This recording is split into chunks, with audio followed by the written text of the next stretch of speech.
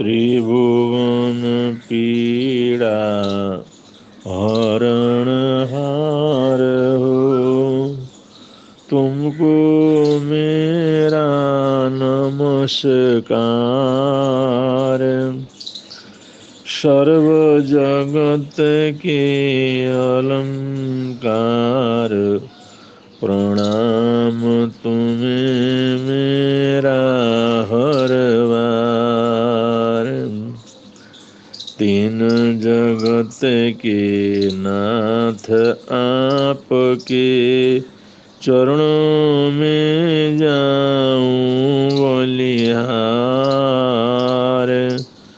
भवसागर के शोषण करता, तुमको वंदन बारंबार। भवसागर के शोषण करता, तुमको वंदन बारंबार।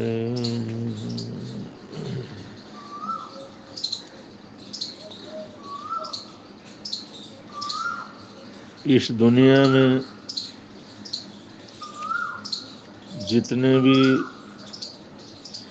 आध्यात्म जगत के महापुरुष आए, जिन्होंने आध्यात्म की स्थापना की, उन सभी महापुरुषों ने दया को, करुणा को, सहयोग को और पारस्परिक सद्भावना को विशेष रूप से महत्व दिया।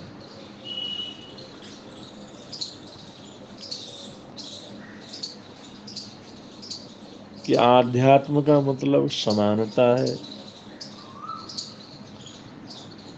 आध्यात्म का मतलब हम एक हैं ऐसा सहयोग है। आध्यात्म का मतलब एको हम द्वितीयो नास्ति, ये सोच है। आध्यात्म का मतलब है सर्वे भवन्तु सुखिनः सर्वे सन्तु निरामया।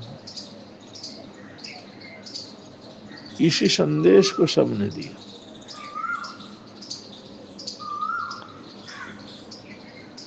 और श्रमण भगवान महावीर स्वामी 24वें तीर्थंकर हैं, उन्होंने तो स्पष्ट रूप से अपने उद्बोधन में कहा, तुम किसी दूसरे को मारते हो तो दूसरे को नहीं मारते, खुद को मारते हो। अगर किसी की निंदा चुगली करते हो तो किसी दूसरे की निंदा चुगली नहीं करते, तुम खुद स्वयं की निंदा चुगली करते हो। अगर तुम किसी दूसरे का अपमान करते हो तो यूं समझ लो तुम स्वयं अपना अपमान कर रहे हो।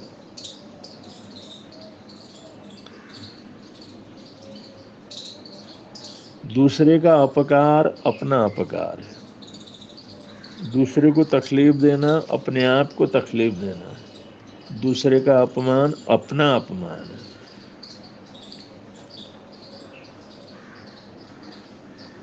प्रभु परमात्मा ने इतनी गहरी संवेदना का संदेश दिया कि तुम्हारी संवेदना इतनी गहरी हो जाए, तुम्हारा सोच इतना गहरा हो जाए,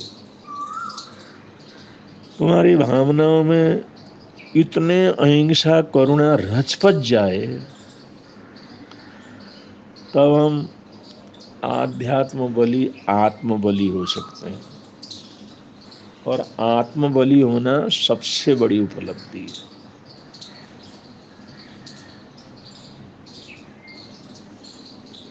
सब्बे बलम अप आत्म बलम प्रधानम, सभी प्रकार के बलों में आत्म बल सबसे बड़ा बल है, सबसे बड़ी ताकत है। और जिसका आत्म बल कमजोर है वो तो कुछ भी नहीं कर सकता।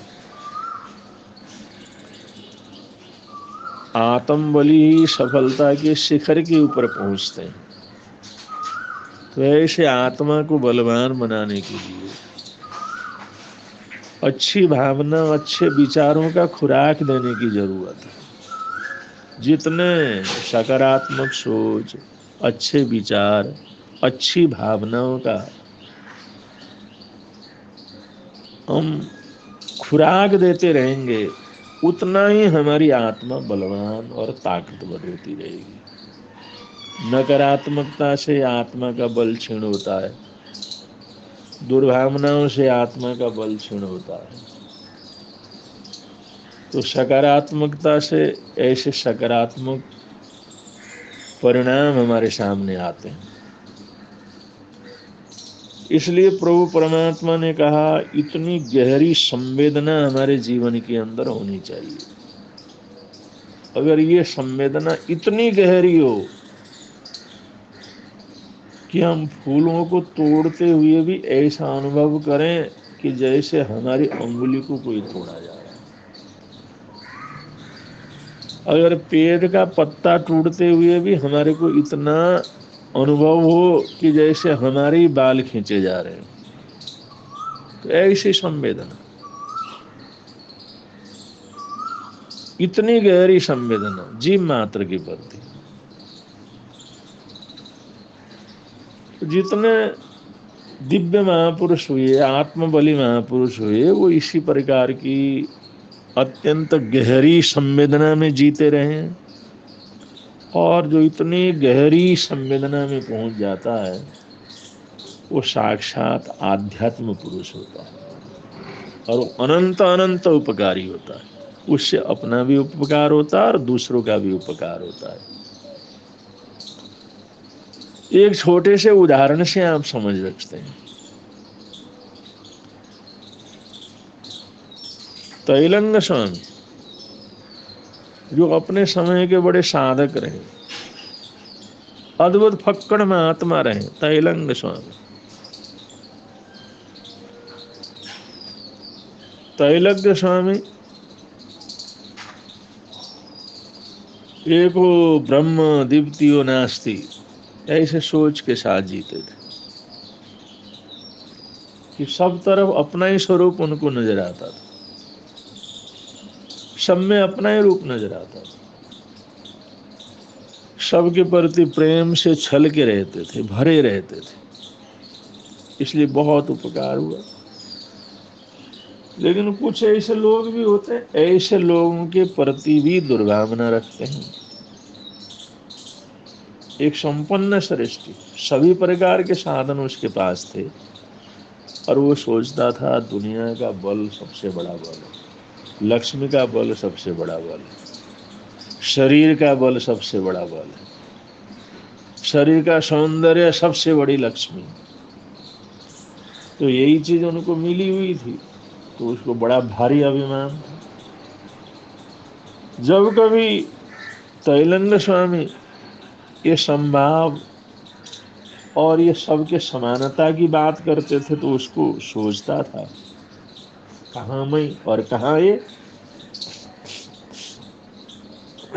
दोनों में समानता कहाँ से आ सकती।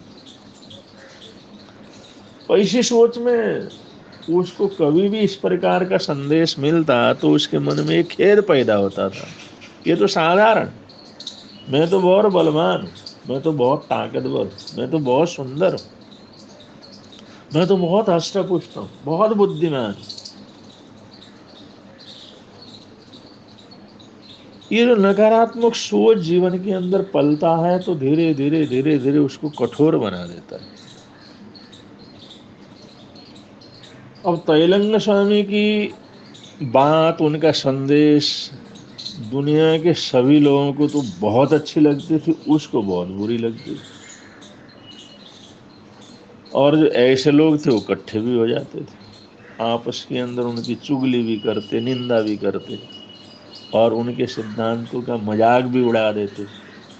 उनका ये सब कहने के लिए, बेवकूफ बनाने के लिए, पागल बनाने के लिए, इनका धंधा है। अगर ऐसा नहीं कहेंगे, दुनिया को पागल नहीं बनाएंगे, तो इनका रोटी कपड़ा कहाँ से चलेगा। ऐसी चुगली करते।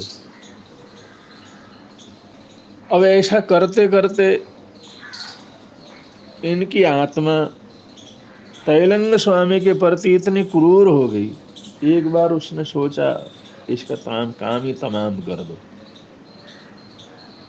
तो उसने दूध के नाम पर बड़ा आग्रह करके दूध के नाम पर पानी में चूना घोल करके उनको बहरा दिया, उनको दे दिया। लोटे में भर करके, दूध भर करके, वो चूना था और इतना चूना था, वो पानी में घोला हुआ था, ऐसा लगता था बिल्कुल दूध से बड़ा हुआ लोटा हो। उन्हें प्रार्थना की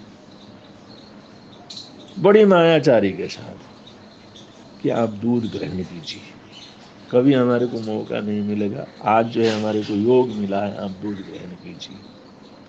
तैलंग स्वामी बड़ी सद्भावना पूर्वक उन्होंने उस दूध को ले लिया। दूध क्या लिया? वो चूने का घोल था। और उन्हें क्या पता था? उन्होंने अपने आराध्य का नाम लिया, अपने प्रभु परमात्मा का नाम लिया, सद्भावना से भरे रहे। देखो किसी के मन के अंदर भी कैसी श्रद्धा पैदा हो जाती है, कैसा विश्वास पैदा हो जाता है। मैं सोचता ये आदमी तो कभी हमारा आदर करेगा ही नहीं, लेकिन आज कितने प्रेम से, कितनी सद्भावना से उसने इतना अच्छा दूध मेरे को बहराया। उसके प्रति भी बड़ी कृतज्ञता से भर के, खुशी से भर करके उन्होंने उस सोने का घोल दूध के रूप में उन्होंने दे दिया।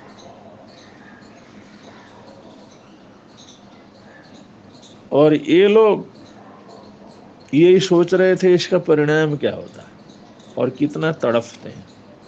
तब हम पूछेंगे, तब हम प्रश्न करेंगे, तब संभाव और समता की बात क्या होती है पूछेंगे। दुष्ट तो दुष्टता ही सोचता है। उन्होंने जहाँ पेड़ के नीचे बैठते थे बैठे और उस दूध को बड़े प्रेम से प्रभु का नाम ले करके पी लिया, चूने का घोल पी लिया। स्वामी जी मस्त रहे। वो व्यक्ति सोच रहा था ये चूने का प्रभाव कब इनके शरीर के ऊपर होगा, कब ये इनका पेट जलने लगेगा, कब इनका दिल जलने लगेगा। क्योंकि चूना तो इतना ज्यादा हो तो, इतना गर्म होता हो तो काटता है शरीर को, हाथों को काट देता है। कब इनको दर्द होगा। लेकिन वो सोच रहा था, इंतजार कर रहा था असर तैलंग स्वामी के पेट में होगा, लेकिन वो असर तो उसके पेट में प्रारंभ हुआ। वो सोच रहा है ये सब क्या हुआ, मेरे पेट में क्या हो रहा है, मेरी आंखों में क्या हो रहा है, इधर कैसे दर्द हो रहा है, इधर कैसे दर्द हो रहा है। और वो तो कल्पना नहीं कर सकता था, उसने तो चूना घोल करके तैलंग स्वामी को दिया था, लेकिन उसका असर पूरा इसके पेट में प्रारंभ हुआ। और इतना हुआ, इतनी बुरी हालात हो गई, तड़प उठा, इधर उधर कुछ पूछा ताछा, कुछ दवाई वगैरह की चेष्टा की, कुछ जड़ी बूटी की चेष्टा की, लेकिन उसका दर्द बढ़ता चला गया। और इतना बढ़ता चला गया, खून के दस्त होने शुरू हो गए, खून के दस्त होने शुरू हो गए, खून की उल्टियां शुरू हो गई। अब उसको पता लगा ये चूने का पूरा असर तो मुझे। वो गया और तैलंग स्वामी के चरणों में पड़ करके बार बार क्षमा याचना करता है, रोता है, रो रो करके क्षमा याचना करता है। मैंने आपको जहर दिया था, मैंने आपको ये चूना घोल करके दिया था, वो सारा आपके ऊपर तो कोई असर नहीं हुआ, वो सारा मेरे ऊपर असर हो गया। मेरा पेट जल रहा है, मेरा आंतें कट रही हैं, खून बह रहा है, आप किसी तरह से मेरी रक्षा करो, किसी तरह से मेरी रक्षा करो। उन्होंने कहा भाई तूने चूना घोल करके दे दिया, वो चूने का घोल मैंने पी लिया और असर तेरे ऊपर हो रहा है, वो तेरे पेट में हो रहा है। इसका मतलब क्या है? मतलब तो इसका मतलब ये है तू या मैं या कोई भी सब एक ही तो है, कोई अलग अलग नहीं है। हम सब एक हैं, कोई अलग अलग नहीं। यही तो मैं बार बार समझाता हूँ, यही तो मैं बार बार कहता हूँ, किसी का भी बुरा मत करो, वो भी तुम ही हो। किसी की निंदा चुगली न करो, वो भी तुम ही हो। किसी को तकलीफ न दो, वो भी तुम ही हो। किसी का अपमान मत करो, वो भी तुम ही हो। किसी के साथ धोखा मत करो, वो भी तुम ही हो। किसी की चोरी ना करो, वो भी तुम ही हो। मैं यही तो समझाता था। उसने हाथ जोड़ करके कहा, आपके सत वचन हैं, बिल्कुल सत वचन हैं। अभी मेरे को तकलीफ हो रही है तो आपको ही तो तकलीफ हो रही है, आपको ही परेशानी हो रही है। आप किसी तरह से कृपा करें, मेरे को शांति दें, वरना मैं तो मर जाऊंगा, तड़फ तड़फ करके मर जाऊंगा। और उन्होंने कुछ जड़ी बूटी वगैरह बतला दी, भाई इसको इस तरह से बूटी दूध के अंदर डाल करके दे दो। और उनके कहे अनुसार उसने ले लिया और धीरे धीरे वो ठीक हो गया, अच्छा हो गया। लेकिन उसको जिंदगी भर के लिए सबक मिली कि तैलंग स्वामी का ये कहना, कोई दूसरा दूसरा नहीं, पराया पराया नहीं, पड़ोसी पड़ोसी नहीं, तुम खुद हो। इसलिए कम से कम सद्भावना तो रखो, दया तो रखो, करुणा तो रखो, सेवा की भावना तो रखो, सहयोग का भाव तो रखो। यही तो हमारा जीवन व्यवहार है।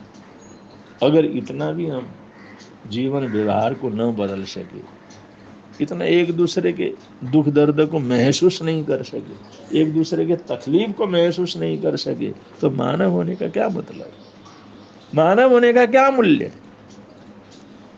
इतनी भी संवेदना हमारे जीवन के अंदर विकसित नहीं हुई। ऐसे तैलंग स्वामी ने न मालूम कितने लोगों के जीवन में, हजारों लाखों लोगों के जीवन में एक संवेदना की भावना पैदा की, और उस संवेदना की भावना को बढ़ा करके बहुत लोगों ने परम शांति को प्राप्त किया। बहुत लोग तरह तरह के पाप करने से बच गए, मर्यादाओं को तोड़ने से बच गए, किसी का बुरा करने से बच गए, कर्म बंधन करने से बच गए। इस प्रकार जैसे दिया खुद भी प्रकाशित होता है, दूसरों को भी प्रकाश देता है, खुद भी अंधकार से मुक्त होता है, दूसरों को भी अंधकार से मुक्त करता है। जैसे दिया सबको प्रकाश देता है, सबको बचाता है, सबको मार्गदर्शन करता है, ऐसे ही तैलंग स्वामी जैसे संत महात्मा साधुगण ये भी दिए की तरह जलते हैं, और खुद भी प्रकाशित होते हैं और दूसरों को भी प्रकाश देते हैं, दूसरों को भी मार्ग देते हैं, दूसरों को भी लक्ष्य तरफ बढ़ने में सहारा देते हैं, और दूसरों को भी अपने आप का परिचय करवाते हैं, अपने अपने का साथ साक्षात्कार करवाते हैं। और अपनी आत्मा के साथ अपने साथ साक्षात्कार होना ये तभी संभव है जब हमारी संवेदना इतनी ज़्यादा बढ़ती है। तो ऐसे महापुरुषों का संदेश, उनका सान्निध्य, उनका उपदेश, ये सब सर्व कल्याण के लिए होता है। इन्हीं हार्दिक हार्दिक मंगल कामनाओं सद्भावनाओं के साथ अपने वक्तव्य को विराम दे रहे हैं। बोलिए भगवान महावीर स्वामी की जय।